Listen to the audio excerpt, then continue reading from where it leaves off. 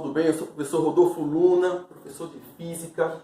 E vamos ver agora um conteúdo dentro da mecânica extremamente importante na maioria dos vestibulares, como sempre, que é o conteúdo de estática, tá? Ou melhor dizendo, equilíbrio dos corpos, tá bom? Bem, mas antes de começar, a gente vai dividir a parte de estática em dois momentos. O primeiro momento a gente chama de estática do ponto material, né? Quando vocês aprendem lá na parte referencial, a parte inicial de cinemática, vocês lembram que os materiais, os objetos, as dimensões dos objetos, elas podem ser consideradas desprezíveis ou não, a depender do referencial que a gente adota. Então nós temos assim, objetos com dimensões desprezíveis são os pontos materiais, objetos com as dimensões que a gente leva em consideração são objetos chamados corpos tensos. Então esse piloto, ele pode ser um ponto material ou um corpo extenso. Esse piloto dentro de um estojo, por exemplo, em relação ao estojo, ele é um corpo extenso, né? Ele ocupa um grande espaço naquela região, naquele referencial.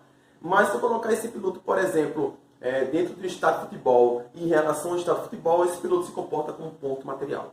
Tá? Então a estática vai se dividir em dois momentos. O primeiro momento é a estática do ponto material e o segundo momento é a estática do corpo extenso. O que é mais comum, né, mais simples, é a estática do ponto material. Então tá aqui. Vamos ver aqui a ideia da estática do ponto material. Tá? Ponto material é um corpo com dimensões desprezíveis, tá? Dentro do contexto do problema, tá bom? A condição para que um ponto material esteja em equilíbrio estático é simplesmente a ideia de que a força resultante sobre o objeto deve ser nula. Única e exclusiva condição. Então, é bem simples a estática do ponto material. A força resultante sobre ele deve ser nula. Lembrando que, quando a força resultante é nula, nós dizemos que o objeto está em equilíbrio. Só que existem dois tipos de equilíbrio. Existe equilíbrio dinâmico e existe equilíbrio estático. A força resultante, segundo a lei de Newton, é o quê? Força resultante é igual a massa vezes uma aceleração. Gente, a aceleração, para a força resultante ser nula, é porque a aceleração tem que ser quanto? Zero. Né? Porque massa vezes aceleração tem que dar zero. Então a aceleração é zero. Para a aceleração ser zero, só existem duas condições. Ou o objeto está parado, ou ele está em movimento retilíneo uniforme. Então quer dizer que, em um movimento retilíneo uniforme, a força resultante sobre ele é nula e nós consideramos ele em equilíbrio do tipo dinâmico. Mas uma aceleração pode ser nula se o objeto estiver o quê? Parado. Aí nesse caso agora, nós não batizamos mais de equilíbrio dinâmico, e sim de equilíbrio estático. Então esse equilíbrio estático, a força resultante também é nula, só que agora dentro do contexto do objeto parado. Então a aula de hoje é dentro do conceito de objetos que estão o quê? Parados. Equilíbrio estático. Tá? Vamos pegar um exemplo aqui. Eu tenho uma bolinha e sobre ela está atuando essas três forças. Tá? F1, F2 e F3. Para nós afirmarmos que esse objeto está em equilíbrio, essas forças obrigatoriamente têm que ter uma resultante nula. Tá? Para encontrar a resultante dessas forças, nós aprendemos lá na parte vetorial dois momentos. Ou você usa a regra chamada regra do polígono para a operação vetorial, ou a regra do paralelogramo, tá? Ou, melhor dizendo, a decomposição vetorial. Por exemplo, se eu quiser resolver esse problema utilizando a regra do polígono vai dizer o seguinte: se tu pegar os vetores que atuam sobre o objeto, né, e você dispor em sequência, essa sequência tem que formar uma figura fechada.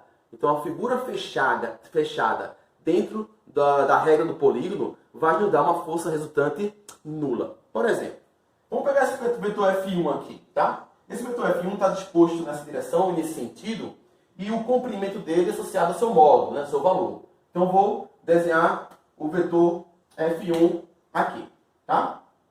Vou botar aqui o vetor F1. Utilizando a regra do polígono, o que a gente vai fazer agora?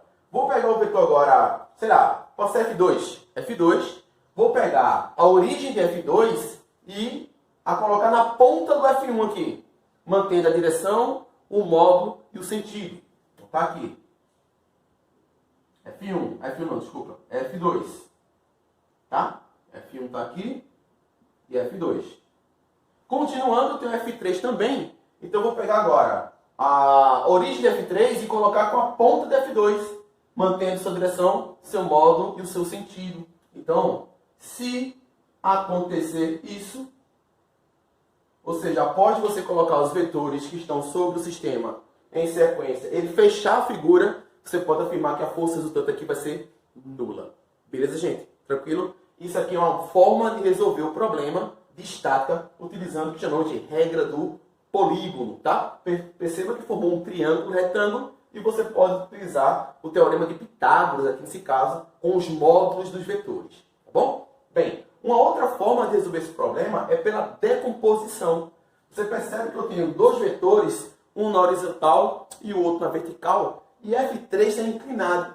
Eu posso fazer com que F3 seja decomposto em duas componentes, uma na vertical e a outra onde? Na horizontal, ficando mais ou menos dessa maneira. Ó. F1 vai ficar aqui, F2 vou mantê-lo aqui para baixo, tá? E o F3, gente, que estaria aqui no meio, né, aqui na diagonal, isso aqui seria o F3, você pode pegar o F3 e decompor ele, tá? Então, vou colocar aí como uma componente horizontal, vou chamar de F3 na direção X, e uma componente vertical, vou dizer que é F3 na direção Y.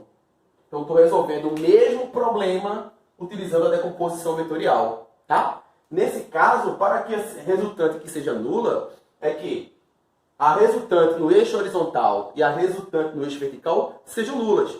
Para que a resultante no eixo horizontal seja nulo, é porque F1 deve ser igual a quem? A componente F3x. Aí você coloca na sua conta, F1 é igual a componente F3 na direção x. Tá? Isso é a resultante horizontal ser nula. Vetores opostos, tá? Serem iguais, você subtrai o resultado da zero. O mesmo tem que acontecer no eixo vertical, tá? Ou seja, F2 deve ser igual a quem? F3 na direção y, tá? Lembrando que para você encontrar a decomposição de um vetor, é necessário ter pelo menos um ângulo que me indique a inclinação desse vetor. Então, é interessante saber um desses dois ângulos para assim você descobrir quem são os componentes dele. Beleza, gente? Então, regra do polígono e a regra da decomposição vetorial para encontrar a resultante de um sistema mecânico de ponto material qualquer. Tranquilo, gente? É bem simples. Vamos fazer agora só um exemplo para vocês terem ideia de como é que resolve questões de estática do ponto material. Beleza? Um momento, tá? Bem, vamos agora resolver um probleminha bem simples, tá? Bem trivial, só para amarrar um pouco essa ideia da estática do ponto material. Então temos aqui um sistema que eu tenho uma parede, né, em forma de moeda. Eu tenho três fios, um fio A que segura um objeto de peso 120 newtons, um fio B que está preso à parede vertical e um fio C que está preso à parede ao teto, né? E ele faz um ângulo com o teto, θ, e esse θ vai me dar o sin de θ 0,6 e o cos de θ 0,8, né? O problema, ele quer que você calcule todas as trações. Então, quem é a tração no fio A, quem é a tração no fio B e quem é a tração no fio C. Bom, para resolver esse problema, você pode pensar em resolver da seguinte maneira. O primeiro passo é você colocar o diagrama de forças, ou seja, colocar todas as forças que atuam nesse sistema, tá? Que está em equilíbrio. Então, você pode pensar da seguinte maneira. Nesse ponto aqui de cruzamento entre os três fios, eu vou ter uma força aqui para baixo, né, exercendo aqui para baixo, vou chamar de TA, tração no fio A. Eu tenho aqui uma força puxando para a esquerda, que eu vou chamar de TB, tração no fio B. E uma força ao longo do fio C, que eu vou chamar de TC. Então, temos aqui essas três forças atuando. Então, essas forças vão ter que ter um resultante nula, tá? Para resolver esse problema, você tem duas opções. Ou regra do polígono, ou a ideia da decomposição vetorial. Aí fica a cargo de vocês. Claro, tem situações em que às vezes uma regra ou outra é possível e a outra não, tá? Então, esse exemplo aqui dá para fazer para as duas regras. Então, utilizando a regra do polígono, né? Como é que vai ficar a nossa brincadeira aqui? Vai ficar assim, ó. Eu tenho esses três vetores, tá? E eu vou dispor eles de maneira que a sequência deles forme um polígono fechado. Então vamos pegar aqui, por exemplo, TA aponta para baixo.